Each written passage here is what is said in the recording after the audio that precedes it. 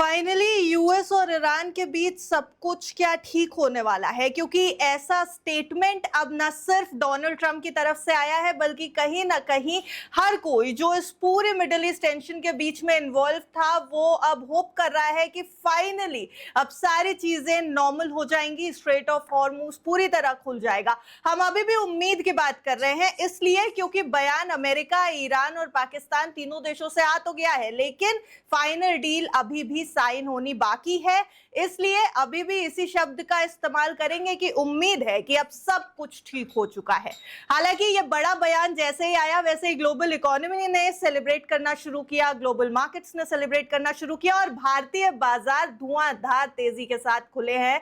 आज जब 15 जून को हम ये शो रिकॉर्ड कर रहे हैं, फिलहाल क्या कुछ हुआ है ये भी आपको बता देते हैं और उसके बाद क्या इंपैक्ट हो सकता है ये समझने की कोशिश करेंगे। सबसे पहले तो देख लीजिए यूएस की तरफ से यानी डोनाल्ड ट्रंप की तरफ से क्या स्टेटमेंट आया। स्टेटमेंट ये कि हॉर्मुज खुलने का बड़ा दावा ट्रंप ने कर दिया है। उनका कहना है कि ईरान के साथ जो बातचीत थी वो फाइनल हो चुकी है, डील फाइनल हो चुकी है और जून 19 को यानी 19 तारीख को फाइनली वो डील साइन कर लेगा ईरान उनके साथ।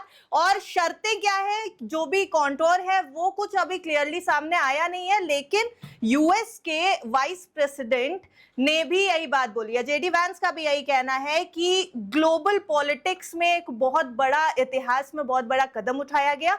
ये डील साइन हो जाती है अगर ईरान के साथ तो ग्लोबल पॉलिटिक्स पूरी तरह बदल जाएगी, ऑयल सप्लाई की पॉलिटिक्स पूरी तरह बदल जाएगी और अब स्ट्रेट ऑफ हॉर्मुज खुलने वाला है, यानी कहीं ना कहीं एक बहुत बड़ा पॉजिटिव साइन। और इस पॉजिटिव साइन के बाद ब्रेंट क्रूड तेजी से गिरावट के साथ $83 पर बैरल पर आ गया। ग्लोबल मार्केट्स ने सेलिब्रेट किया, यूएस मार्केट ने सेलिब्रेट किया।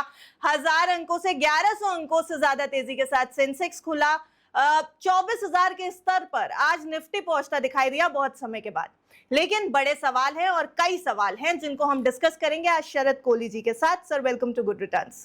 Thank you so much Arnima, आपको और गुड रिटर्न्स के सारे गुड फॉलोअर्स, व्यूअर्स, सब्सक्राइबर्स को मेरा अभिवादन। Sir finally good days ahead for global economy, सब कुछ स्टेबल हो गया।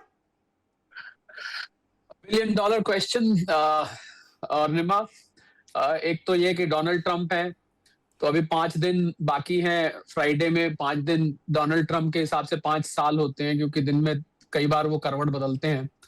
तो पहली बात तो ये है। दूसरा, इजराइल ने डील को अभी रैटिफाई नहीं किया, इजराइल का कोई बयान नहीं आया, बल्कि डोनाल्ड ट्रंप उस पर सुबह नाराज हुए हैं कि इन्होंने कल बॉम्बिंग करके लेबनान पे गलती करी। तो इजराइल का क्या वो रहेगा, क्या इजराइल बात मानेगा नहीं मानेगा, या अपनी बमबारी वो जारी रखेगा, जिसकी वजह से डील खटाई में पड़ सकती है। दूसरी बात, तीसरी बात ये कि ये कोई डील नहीं है, ये तो कॉम्प्रोमाइज है, क्योंकि जितनी ईरान की शर्तें थी वो सारी मान ली। $12 बिलियन का उनका जो फ्रोजन एसेट्स थे वो रिलीज कर रहे हैं, यूरेनियम वही का वही है, खमिनाई वही के वही है, मिसाइल बनाना ईरान जारी रखेगा। तो डील क्या है? ये तो कॉम्प्रोमाइज हो गया है। तो डोनाल्ड ट्रंप अपने आप को एक बर्थडे गिफ्ट देना चाहते थे, कल संडे था, 80 साल के हुए थे, उन्होंने अपने आप को एक बर्थडे गिफ्ट दे दिया। चलो भाई, मेरे बर्थडे वाले दिन याद रहेगा कि deal, this is not a deal. Deal होती है जब दोनों साइड अपनी तरफ से कोई चीज पर बेंड डाउन करे। पर यहाँ पर खाली अमेरिका ने बेंड डाउन करा। मैं इसको डील नहीं मान, चलिए जो भी है, I don't want to sound pessimistic, जो भी है, अच्छी बात यह है कि लड़ाई फिलहाल रुक गई है। हालांकि फ्राइडे तक हमें इंतजार करना चाहिए क्योंकि वो एग्रीमेंट जब तक साइन नहीं हो जाता। हालांकि डोनाल्ड ट्रंप ने कह दिया चलो भाई ये जहाजों वापस चलो, इंजन स्टार्ट करो अपने, चलो वापस सब बंद करो, यहाँ से नाकेबंदी और हटाओ। स्ट्रेट ऑफ हॉर्मुज जब खुल जाएगा और निमा, मैं तब मानूंगा कि डील हो गई। तो हमें, मुझे लग रहा है, मैं पार्टी जाने की सोच रहा था आज शाम को। जब मैंने डील की सारी डिटेल देखी तो मैंने अपना पार्टी का प्रोग्राम सैटरडे को पोस्टपोन कर दिया है। मैंने कहा पहले फ्राइडे हो जाए साइन, फिर पार्टी करेंगे। तो पहले ये,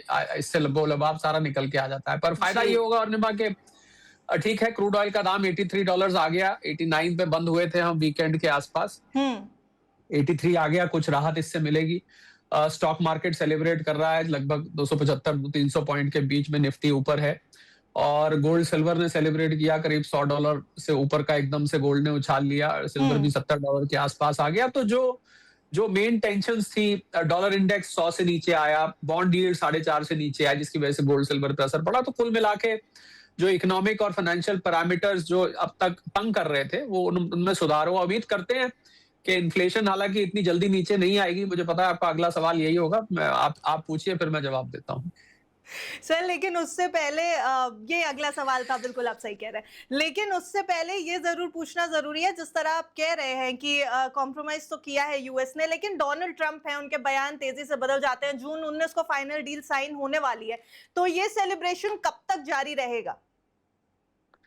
एनीबडीज गेस, अर्निमा, क्योंकि इसके बाद भी साइन होने के 2 महीने के अंदर अंदर वो न्यूक्लियर वगैरह का डिस्कशन होना है, क्या होना है, कि कब तक के रहेगा। पर मुझे लग रहा है अब वो ये काइनेटिक वॉर में तो शायद ना जाए, क्योंकि अब हुँ, वो 2 महीने के अंदर वो पहुंच जाएंगे करीब करीब अगस्त में, और वो मिड टर्म के बहुत नजदीक होगा। वो मिड टर्म वहां से मात्र सितंबर अक्टूबर 2 महीने और रह जाएंगे, 2-3 महीने के अंदर। तो मुझे लग रहा है नवंबर मिड टर्म है, तो शायद दोबारा युद्ध तो ना करें, क्योंकि वो पहले ही कॉम्प्रोमाइज करके बाहर आ रहे हैं। Hmm, so he wanted to get out of this. वो निकलना चाहते थे इसमें से, और उन्होंने अपना बर्थडे वाले दिन चुन के उन्होंने उन्होंने इसमें से बाहर निकला है। कोई ईरान ने कुछ भी बेंड डाउन नहीं किया। आप देख लीजिए, बताइए ईरान ने हुँ, क्या बेंड डाउन किया है। सिर्फ एक कंडीशन थी कि भाई तुम टोल मत लगाओ। वो ईरान टोल इसलिए ले रहा था क्योंकि उसके कई बिलियन डॉलर के जो एसेट्स हैं वो अमेरिका में फंसे हुए हैं, जिनको फ्रीज किया। वो उनको $12 बिलियन पहली पहली लॉट में रिलीज हो गया। तो उनकी फंड्स की जो इमीडिएट ये प्रॉब्लम थी, जो टोल लेके इकट्ठा करना चाहते थे, तो हुँ।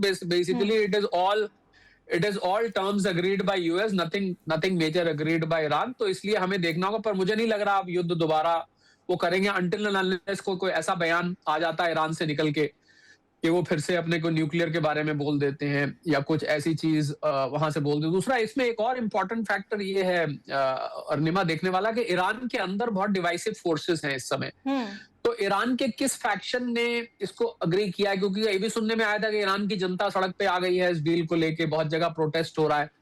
तो इन सब चीजों को देखते हुए मुझे लग रहा है, I think we must wait before celebrating this. तो थोड़ा सा हमें इंतजार करना चाहिए, जैसे जैसे दिन बीतेंगे। अभी बीच में इंग्लिश में एक कहावत होती है Arnima, there is a lot of slip between the cup and the lip. अभी फ्राइडे आने में देर है। जैसे मैंने कहा, डोनाल्ड ट्रंप के लिए 5 दिन 5 साल है, जी। क्योंकि वो मिनट मिनट में उनका रंग बदलता है। तो वो भी अभी देखना होगा, ईरान से क्या प्रतिक्रिया आती है वो हुँ, देखना होगा। तो जब तक हो नहीं जाती, पर हाँ, आई मीन ऑप्टिमिज्म में रहते हुए और आशावादी रहते हुए एक अच्छी पहल है। दुनिया के नाक में दम किया हुआ था, हम सब जानते हैं। महंगाई ने दुनिया भर को अपनी गिरफ्त में लिया हुआ था, सप्लाई डिसरप्टेड थी, क्रूड ऑयल की कीमतें हाई थी, एनर्जी की कीमतें बढ़ी हुई थी। तो उस हुँ। सबको देखते हुए मुझे लग रहा है कि it's a good deal. Okay, तो चलिए सर ऑप्टिमिस्टिक ही हो जाते हैं, मान के चलते हैं कि ये डील जो है वो पॉजिटिव आउटकम लेकर के आएगी। तो जी, अब इंडियन इकोनॉमी पर आते हैं। इन्फ्लेशन के टारगेट्स बढ़ा दिए थे आरबीआई ने अभी जब पॉलिसी अनाउंस की थी, उसमें जीडीपी ग्रोथ घटाई थी, क्योंकि क्रूड के कारण सब कुछ हिला हुआ था। अब क्रूड भी नीचे आ गया है, डील भी हो सकती है। तो क्या इन्फ्लेशन पे, जीडीपी ग्रोथ पे और सबसे इंपॉर्टेंट रुपी पर स्टेबलाइज होने का ये जो चांस है वो बढ़ गया है, और ये सब कुछ स्टेबलाइज होने में कितना समय लगने वाला है? बिल्कुल बढ़ गया है। अगर भारत का इंपोर्ट बिल यहाँ से सुधरता है, हम्म, रुपया आज 95 से नीचे आया, और बहुत बहुत दिनों बाद 95 के नीचे रुपए ने देखा। तो मुझे लग रहा है वो एक अच्छी शुरुआत है। और 3.93 इन्फ्लेशन अभी आई थी 2 दिन पहले, जब जी, सीपीआई के आंकड़े निकल कर आए। हम्म, तो पर उसमें एक इम्पॉर्टेंट बात ये थी कि जो कुछ पेट्रोल डीजल की कीमतें बढ़ी थी, जो सीरीज में बढ़ी थी, उसमें कुछ एक प्राइस इंक्रीज फैक्टर नहीं था, क्योंकि वो 15 तारीख तक का कैप्चर कर रहा है, अब जो नया सीपीआई का बेस फॉर्मूला है। जी, तो अगले महीने की इन्फ्लेशन मुझे लग रहा है, क्योंकि ऑलरेडी फैक्टर इन हो चुकी है। जो देखिए, इन्फ्लेशन का क्या है, मेरे से सुबह से मैं आप छठे सातवें प्लेटफॉर्म है जिनसे मैं ये चीज समझाने की कोशिश कर रहा हूँ। होता क्या है कि फैक्ट्री में जो माल बन चुका है, हम्म, और जो स्टॉकिस्ट के पास, होलसेलर्स के पास आ चुका है, आगे डिस्ट्रीब्यूशन नेटवर्क में आ चुका है, पूरा डिस्ट्रीब्यूशन सिस्टम जो होता है, वो तो अब उसी कीमतों पर बिकेगा। तो मुझे लग रहा है कि जब तक पीछे से माल कम कीमत पे बनना शुरू नहीं होगा, यही ऑयल के लिए है, यही बाकी सामान के लिए है। तो जब तक हम्म, फर्टिलाइजर सस्ते आने शुरू नहीं होंगे, तो फूड ग्रेन्स की कीमतों पर आपको फर्क दिखेगा। जब तक एफएमसीजी कंपनीज हैं जो उन्होंने कीमतें बढ़ाई थी, तो नॉर्मली वर्किंग कैपिटल साइकिल चलती है 4 to 8 वीक्स की। तो इतनी जल्दी आपको ये कहे कि कल से हमारा जो है, जो चीज महंगी हुई थी वो सस्ता हो जाए, मैं तो तब मानूंगा, यू नो और निमा, जिस दिन पेट्रोल पंप पे दाम एकदम कम हो, क्योंकि $83 आया। अगर ये $70 के आसपास आता है, तो बड़ा प्रश्न ये है कि क्या ऑयल मार्केटिंग कंपनी ₹7.5 में से ज्यादातर कीमत वापस लेंगी, वैसे तो सारी लेनी चाहिए क्योंकि उससे पहले $65-70 के बीच में था, मान लीजिए वहां आता, हालांकि फ्राइडे से पहले मुझे कम चांस लग रहा है आने का, क्योंकि जितना नीचे आना था जो मार्केट का रिएक्शन था एक बार को तो आ चुका है। और इस बीच में हाँ बयान आते रहे इन 5 दिनों में, और कुछ प्रेम भरे मोहब्बत भरे बयान आते रहे, तो हो सकता है थोड़ा और कम हो जाए। पर अगर कोई नेगेटिव बयान आ गया तो फिर यहाँ से ऊपर जा सकता है। तो इसलिए I think all eyes on crude oil. Crude oil सबसे बड़ा फैक्टर रहेगा अर्निमा इन्फ्लेशन की आगे की फोरकास्ट करने में। पर हाँ, अगर मान लीजिए 80 के आसपास भी टिक जाता है तो कुछ थोड़ी राहत है, कहाँ 126, कहाँ 100 के आसपास, और अब 80, बहुत फर्क है। हालांकि अंडर रिकवरी इस प्राइस पे भी ऑयल मार्केटिंग कंपनीज की है। 80 भी आ जाता है तब भी अंडर रिकवरी जाके खत्म होगी अगर ये 65 के बीच में जाता है। और वो मुझे अभी चांस बहुत कम नजर आ रहा है। डील साइन भी हो गई तब भी कम नजर आ रहा है, क्योंकि कुछ डैमेज सेमी परमानेंट टाइप है ऑयल रिफाइनरीज की। ऑयल सप्लाई जो पूरा का पूरा एक सिस्टम है, उसमें बहुत सारी डैमेज इस लड़ाई में परमानेंट टाइप हुई है। परमानेंट नहीं तो 2-3 साल।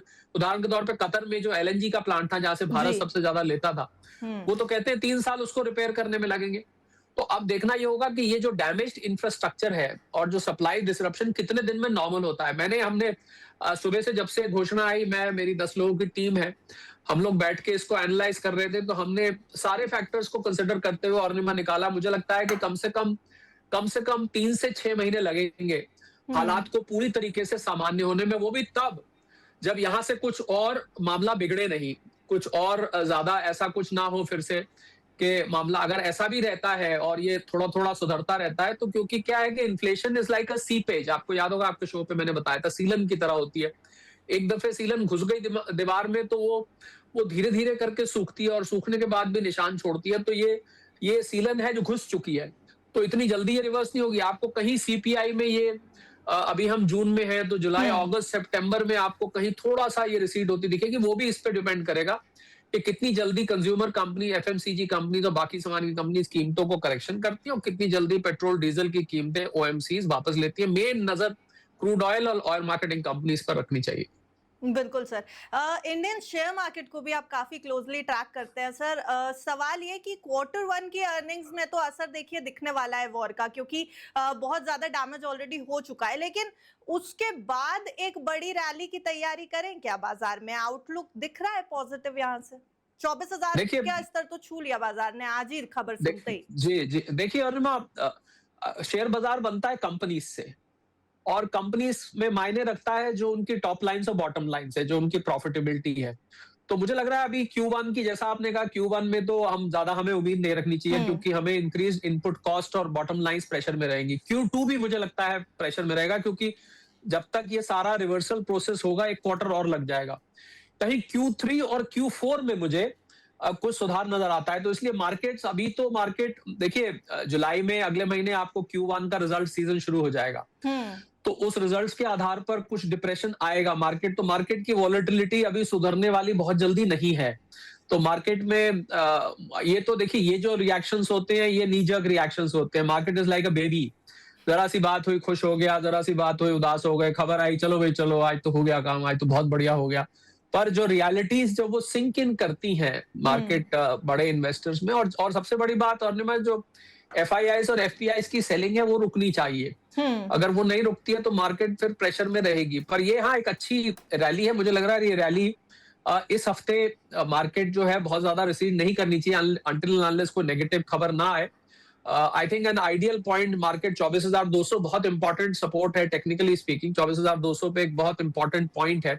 अगर मार्केट उसको पार कर जाती है तो फिर मुझे लग रहा है एक रैली और आएगी, सब्जेक्ट टू न्यूज फ्लो। तो इस समय अभी भी न्यूज फ्लो बहुत इंपॉर्टेंट एस्पेक्ट है, और न्यूज फ्लो को मैं अर्निमा कोई ट्रेंड नहीं मानता, क्योंकि न्यूज तो आप खुद जर्नलिज्म से है, न्यूज तो क्या पता कल को क्या आ जाए। बेसिकली मार्केट जो कंपनीज की अर्निंग्स है, जो फंडामेंटल्स है, वो डिसाइड करेगा।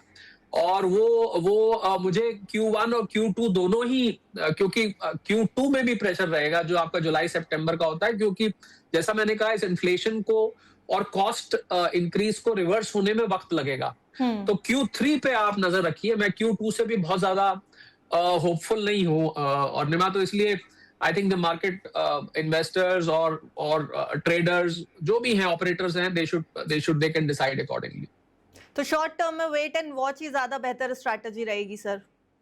बिल्कुल बिल्कुल वेट एंड वॉच रहेगी। And I think market buy on dips पे अभी आप आ सकते हैं। अगर इस हफ्ते सब ठीक ठाक रहा तो मार्केट, अभी जो सेल ऑन राइज मार्केट थी, I think by on dips की मार्केट हो जानी चाहिए। कि अभी भी आपको बहुत सारे स्टॉक्स हैं, मेरे सामने लिस्ट निरंतर चलती रहती है, नाम नहीं लेते हम यहाँ पर बहुत सारे स्टॉक्स हैं जो अभी बहुत अट्रैक्टिव वैल्यूएशन पे आए हैं इस करेक्शन की वजह से।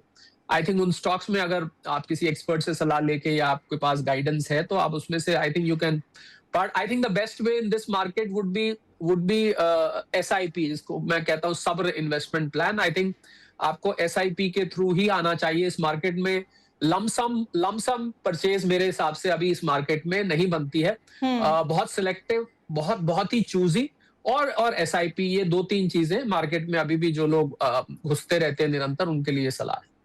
सर स्टॉक स्पेसिफिक तो नहीं जाएंगे, लेकिन एक सवाल जरूर यहाँ पर समझने की कोशिश करूंगी। मिड कैप स्मॉल कैप को बहुत बड़ा हिट लगा क्योंकि मार्केट जब भी वॉलेटाइल होती है इनके ऊपर असर आता है, लेकिन इस बार मिडिल ईस्ट टेंशन में लार्ज कैप्स भी बहुत बुरी तरीके से हिट कर गए थे। अभी वैल्यूएशंस के अकॉर्डिंग अगर देखें, अगर आपने क्लोजली ट्रैक किया है इसको, तो कहाँ पे दाम लगता दिख रहा है अब मिड कैप्स में जाए वापस, क्योंकि बहुत अच्छा रिटर्न भी बना के दिया। मिड कैप्स और स्मॉल कैप में अर्निमा आपको बहुत सिलेक्टिव होना पड़ेगा। देखिए, अगर आपका फंडामेंटल एनालिसिस अच्छा है, अगर आप कंपनी के बारे में पूरी जानकारी हासिल करते हैं पैसा लगाने से पहले, तब तो आप जाइए। अगर आप खाली रेट चार्ट देख के कर रहे हैं, प्राइस चार्ट देख के कर रहे हैं, पैटर्न देख के कर रहे हैं, तो फिर थोड़ा सा रिस्की हो सकता है।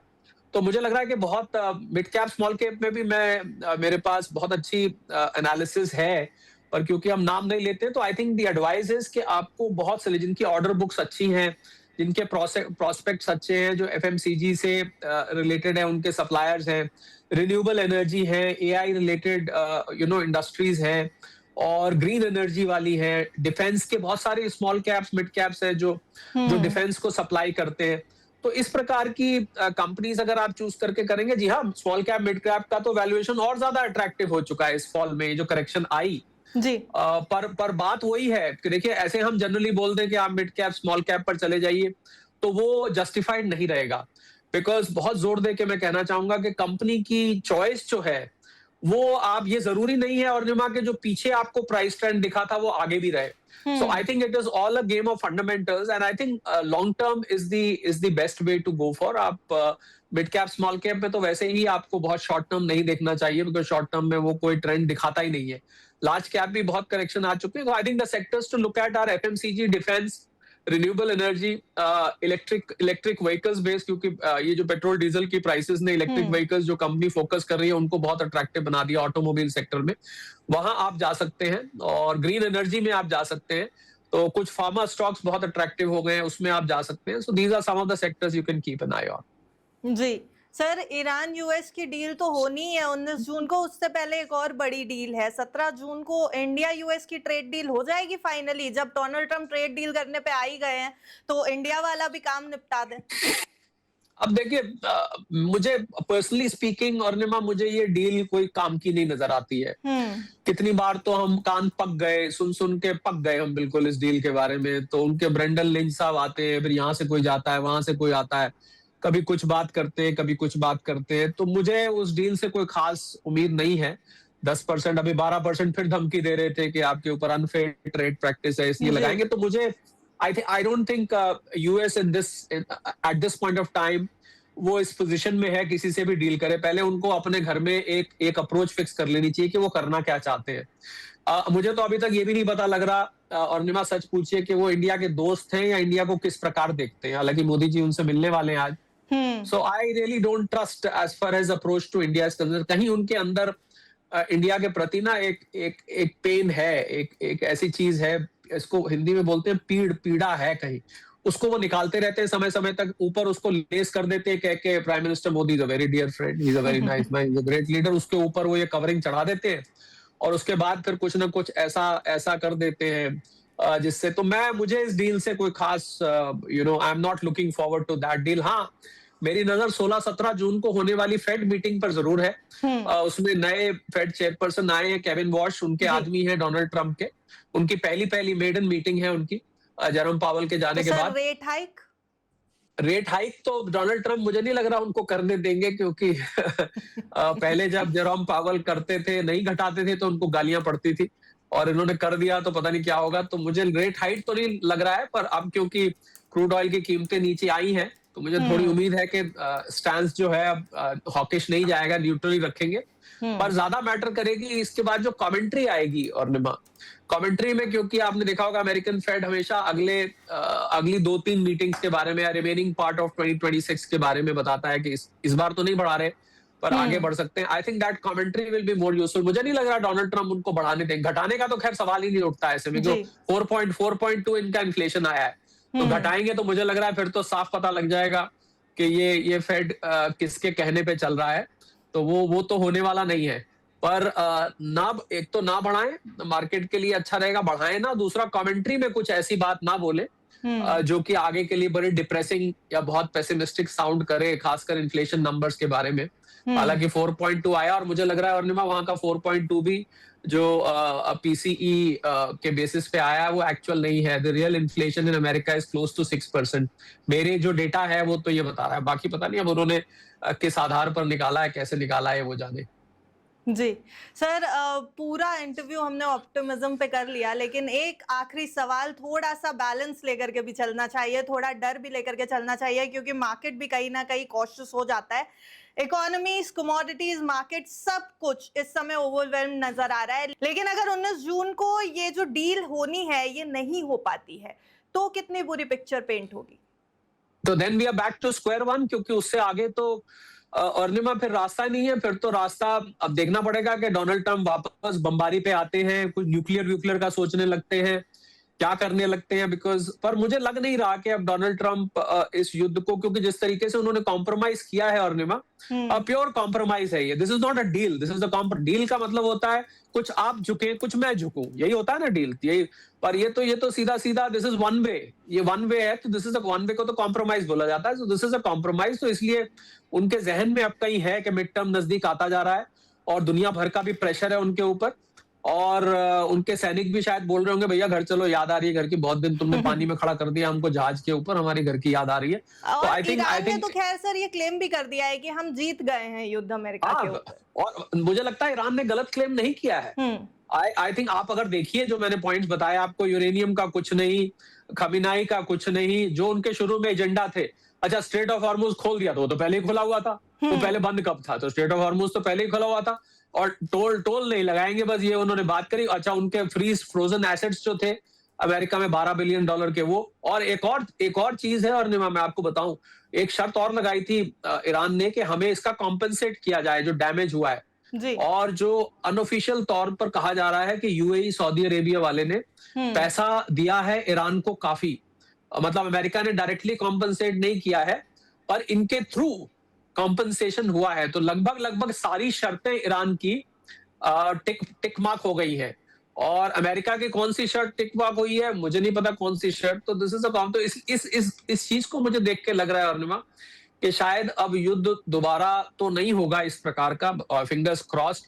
पर अगर होता है तो then we are back to square one, to answer your question in one line. Okay, thank you so much sir for joining us today. हम भी यही उम्मीद कर रहे हैं कि अब ये युद्ध दोबारा शुरू ना हो, क्योंकि बहुत मुश्किल से क्रूड के नीचे आने के बाद काफी देश, काफी इकोनॉमीज और कई ग्लोबल मार्केट सेलिब्रेट कर रही हैं, खासकर यूएस की मार्केट खुद सेलिब्रेट कर रही है। तो देखते हैं आगे क्या कुछ होता है। फिलहाल sir, thank you so much for joining us.